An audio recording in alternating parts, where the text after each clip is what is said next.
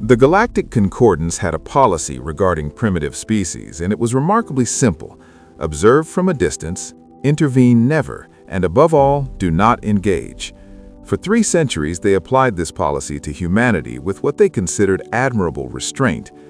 The humans of Earth were classified as Class 7 developmental sapiens, interesting enough to monitor, too primitive to merit contact, and absolutely not worth the diplomatic complexity of formal relations. This was, in retrospect, the single greatest miscalculation in the Concordance's 40,000-year history. The mistake wasn't made in a moment. It accumulated slowly, year by year, as the observation posts in the Oort cloud dutifully filed their reports and the Concordance's bureaucrats filed them away without reading them. The humans were progressing, yes, but within expected parameters. They'd achieved nuclear fission, rudimentary spaceflight, basic computing. Nothing remarkable, nothing that suggested they were anything other than another species stumbling through the typical stages of technological adolescence. The Velkari, who maintained the observation posts, were thorough in their duties, if nothing else. Every decade, they submitted comprehensive reports on human development. These reports were models of academic completeness, filled with statistical analyses, cultural assessments, and predictive modeling. And every decade, the Concordance Evaluation Committee reviewed these reports during their annual session, spent approximately 4 minutes discussing humanity, and voted unanimously to maintain non-contact status. After all, the galaxy was full of primitive species. Why should humanity be special? The first sign that something was different came in year 127 of observation. A junior Velkari analyst named Threnok noticed something peculiar in the data. Human technological progress wasn't following the standard curve. Most species advanced in predictable waves. A breakthrough in one field would cascade through their civilization over decades, then plateau as they integrated the new knowledge. Humans didn't plateau. They seemed to stack breakthroughs on top of each other with barely a pause for integration. Threnok filed a supplementary report suggesting this warranted closer examination. The report was received, categorized as interesting but not urgent, and placed in a queue for eventual review. That queue had approximately 6,000 years of backlog.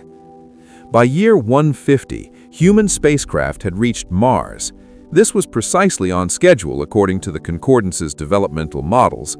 The Velkari observers noted it, confirmed it matched predictions, and continued their patient watch. What they failed to note, or rather noted but didn't emphasize, was how the humans had reached Mars.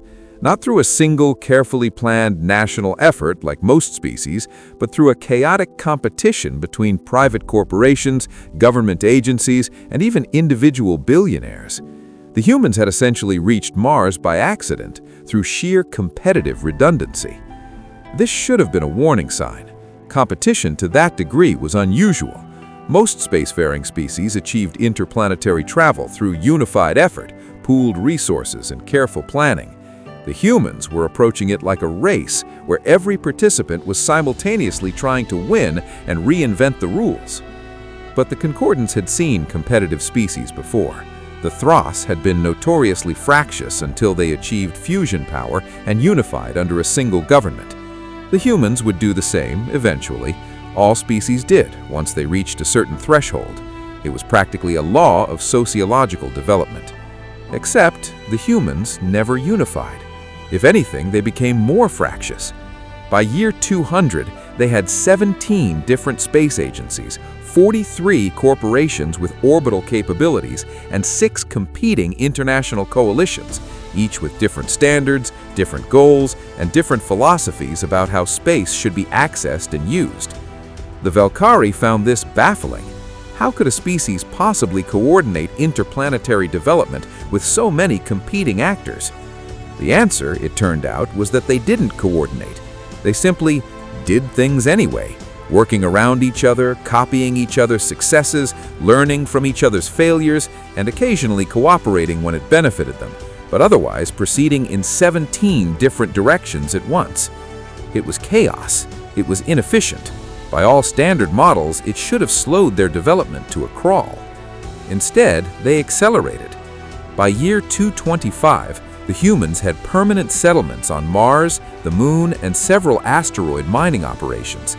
They developed 3 entirely different approaches to fusion power, all of which worked, but which were incompatible with each other. They had 4 competing standards for AI development, each with different ethical frameworks and regulatory approaches. Their technology landscape looked like a battlefield where every army was using different weapons and tactics. Threnok, now a senior analyst, filed another report. This one was more urgent. The humans, he argued, were developing in ways that didn't match any known pattern. They needed to be upgraded to Class 6 status at minimum, which would mandate more intensive observation and preparation for potential first contact within the next millennium. The evaluation committee reviewed the report. They acknowledged Threnok's concerns. They even agreed that human development was somewhat unusual, but Class 6 status came with significant resource allocation requirements, and the Concordance was dealing with 3 active first contact situations and 2 interstellar border disputes. The humans could wait. They were still confined to their own solar system after all. There was time. This was the second critical mistake, compounding the first. By year 250, something unprecedented happened. The humans developed faster-than-light travel. Not theoretical FTL, not experimental FTL, but practical working FTL that they immediately began deploying. The Valkyrie observation posts went into emergency session. This wasn't supposed to happen. According to every predictive model, every historical precedent, species didn't achieve FTL until they'd unified politically, solved their resource scarcity issues, and reached a stable post-industrial equilibrium. The humans had done none of these things.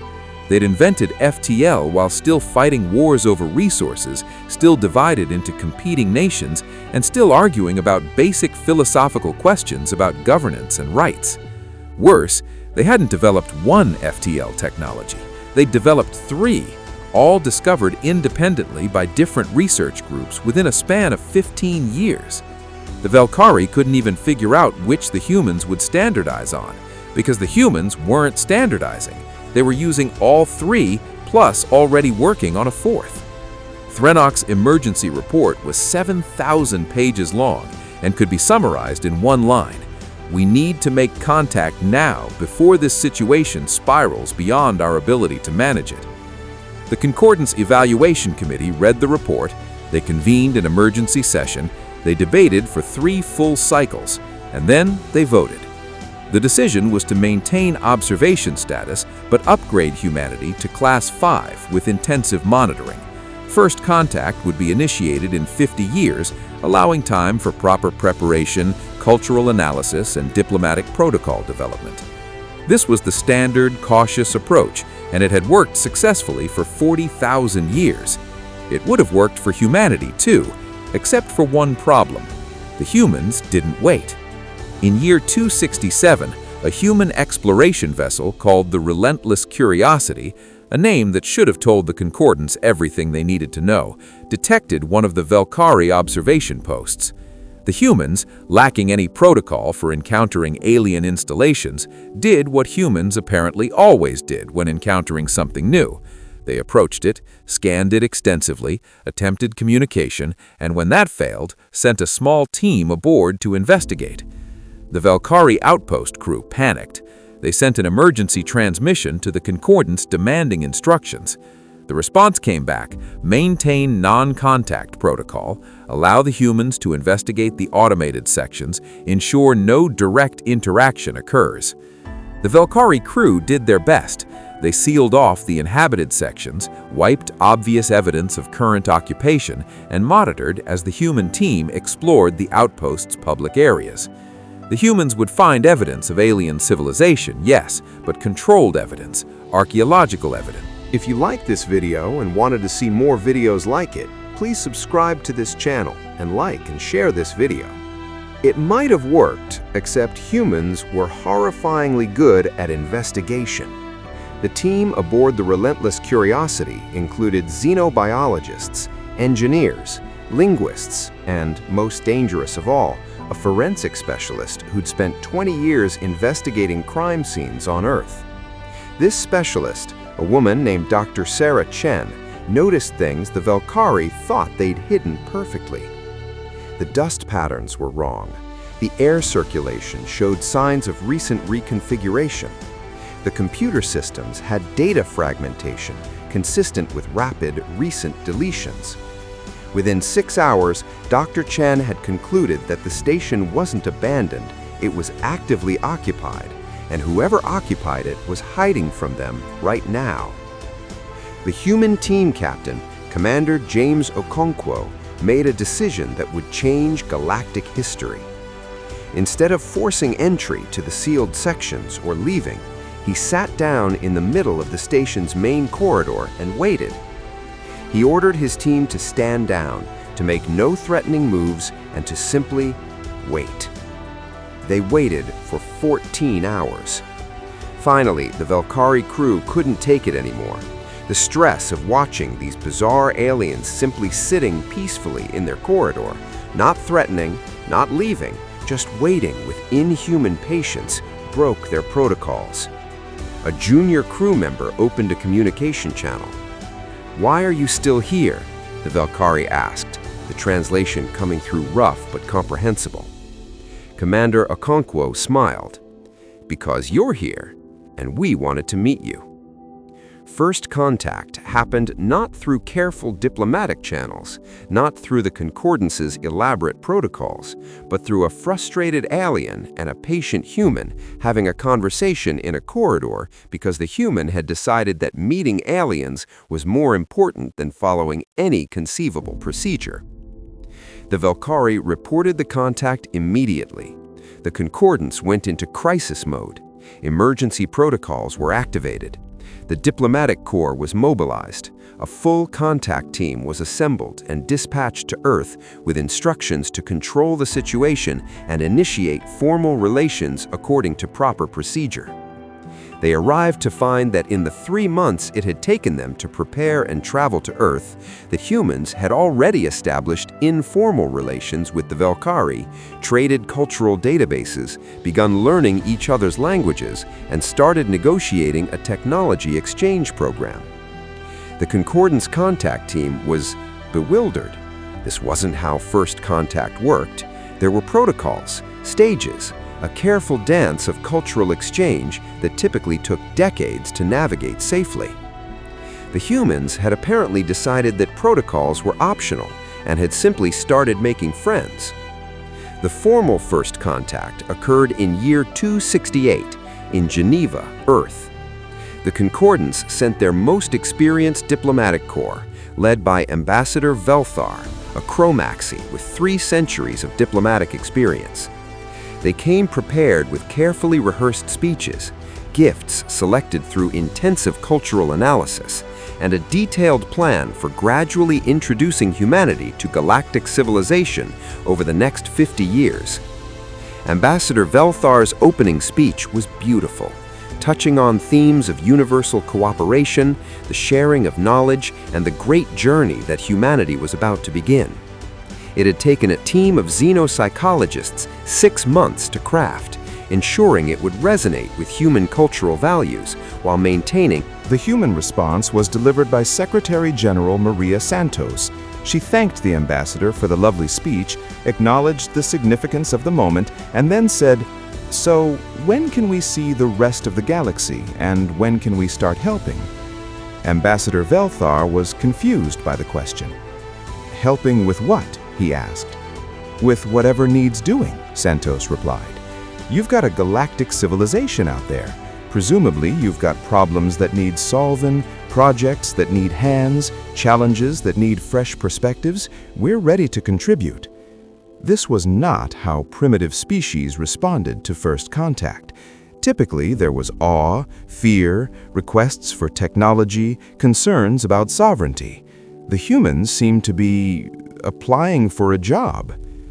Ambassador Velthar carefully explained that humanity would need time to integrate, to learn, to develop. They would be welcomed as junior partners in galactic civilization with limited participation in Concordance affairs until they reached appropriate development thresholds. This was standard procedure, designed to protect primitive species from being overwhelmed. Secretary General Santos listened politely, then said, "That sounds like a waste of time. We're ready now." "Ready for what?" Velthar asked, increasingly confused. "Ready for whatever comes next. Look, we appreciate the concern, but we've been dealing with rapid change for our entire history. We'll adapt. We always do." The Concordance had never encountered this attitude before. Species approached galactic integration with caution, with careful planning, with concern for maintaining their cultural identity and independence. The humans seemed to view it as just another challenge to tackle immediately. Over the next 30 years, the Concordance learned exactly what 300 years of non-contact had allowed to develop on Earth. While they'd been filing reports and maintaining professional distance, humanity had evolved in isolation into something unprecedented. The humans had developed not one cohesive civilization, but a chaotic ecosystem of competing and cooperating cultures, each pushing each other to extremes. Their technology wasn't standardized, it was diverse, redundant, and often incompatible, which meant they had multiple solutions to every problem. Their political systems ranged from direct democracy to corporate governance to AI-assisted technocracy, all existing simultaneously and learning from each other's successes and failures. Most remarkably, they developed a cultural attitude toward change that no other species shared. Where other civilizations sought stability and careful progress, humans seemed to view chaos as an opportunity. They didn't fear rapid change, they pursued it actively. When the Concordance introduced humans to galactic technology, expecting them to spend decades studying and integrating it, the humans did something unexpected. They immediately began modifying it, combining it with their own technology, finding new applications that the original designers had never imagined. A Velkhari gravity manipulation device designed for industrial use was redesigned by a human team to work as a medical tool within 6 months. A Chromaxy FTL communication protocol was hacked, there was no other word for it, by a group of human teenagers to work on personal devices. The Concordance found this both impressive and deeply disturbing. There were protocols for technology transfer, safety standards, testing requirements. The humans seemed to view all of these as optional suggestions. When cautioned about the dangers of modifying alien technology without full understanding, the human response was usually some variation of, "That's how we learn." By year 290, humanity had become a significant presence in Concordance space, not through military might or economic domination, but through sheer ubiquity. Humans were everywhere. They volunteered for every expedition, applied for every job, showed up to every conference. They were relentlessly, exhaustingly curious about everything. The galaxy is better for our mistake, but let us not forget that it was indeed a mistake. We ignored humanity for 300 years, not out of wisdom, but out of bureaucratic inertia. We continued to ignore them, even when evidence suggested we should pay attention. We missed every warning sign because we were certain we knew better. We were fortunate that our arrogance and inattention created something beneficial. We might have just as easily created an enemy or allowed a threat to develop unchecked. The lesson is not that ignoring primitive species is wise. The lesson is that every species deserves careful attention and individual assessment. There is no one-size-fits-all approach to first contact. Humanity taught us that. We should have learned it 300 years earlier. The paper was widely read and sparked considerable debate in Concordance academic circles. But perhaps the most telling response came from a human researcher who posted a brief comment on the paper's distributed discussion forum. "You overthink things. We're glad you waited. We weren't ready before. When we were ready, we came and found you ourselves. It worked out. Stop worrying about it, and let's go explore that anomaly in Sector 447. Bet it's something interesting." The comment perfectly encapsulated the human approach to existence. Forward-looking, optimistic, impatient with regret, and always, always ready for the next challenge. The galaxy would never be quite the same.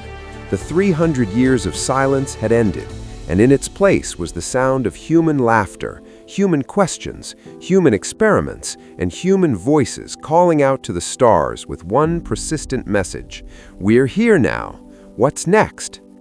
The Concordance still didn't have a complete answer to that question, but for the first time in 40,000 years, they were genuinely excited to find out.